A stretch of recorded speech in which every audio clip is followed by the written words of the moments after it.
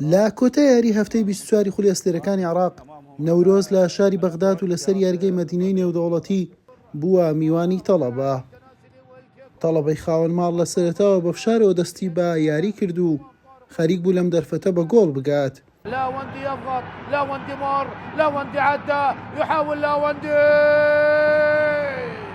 لا خولەکی پێنج و لە ئاکامی هەڵەیەکی هانی شاکری گۆڵپارێزی نەورۆز حوسێن لاوەندی تەڵەبەی بە گۆڵ یەکەم لە یاریەکە پێشخست. في مرة أولى وارتباك في مرة ثانية والحارس عندما يخطأ. هەڕەشەکانی تەڵەبە بەردەوامی هەبوو. حوسێن لاوەندی لە گۆڵی دووەمیش نزیک بوو.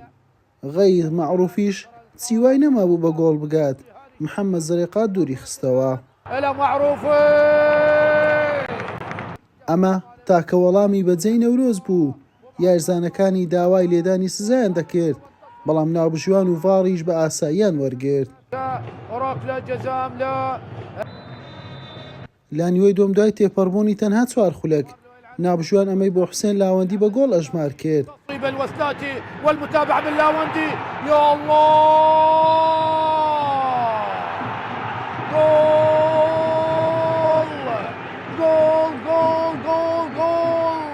بەڵام دوای گەڕانەوە بۆ ڤار لێی پاشگەز بوویەوە. لا نعرف لا الزاوية التي قبلها هي الأوضح. لا خولەکی 57 سایمۆن مسۆڤا گۆڵی دووەمیشی بۆ تەڵەبە تۆمار کرد. یاردەدەری ناوبژوان بە بیانی ئۆفساید ڕەتی کردەوە. دوای گەڕانەوە بۆ ڤار ناوبژوان بە گۆڵ بۆ تەڵەبەی ئەژمار کرد. الهدف الثاني وأيضا يلغى بسبب وجوده في التسلل. الكرة الآن أحمد جمعة ماذا يقول؟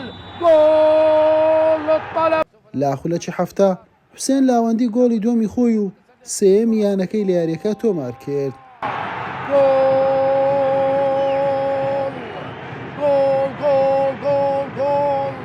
حسين لاوندي خلال 23 تقي فلاح كسر مصيدة التسلل ولا لا خولەکی 76 ئاسۆ ڕۆستەم بە لێدانێکی موشەگاسا گۆڵێکی بۆ نەورۆز تۆمار کرد، بەڵام سوودی بە تیپەکەی نەگەیاند و یاری بە 3 گۆڵ بەرامبەر گۆڵێک لە بەرژەوەندی تەڵەبە کۆتایی هات.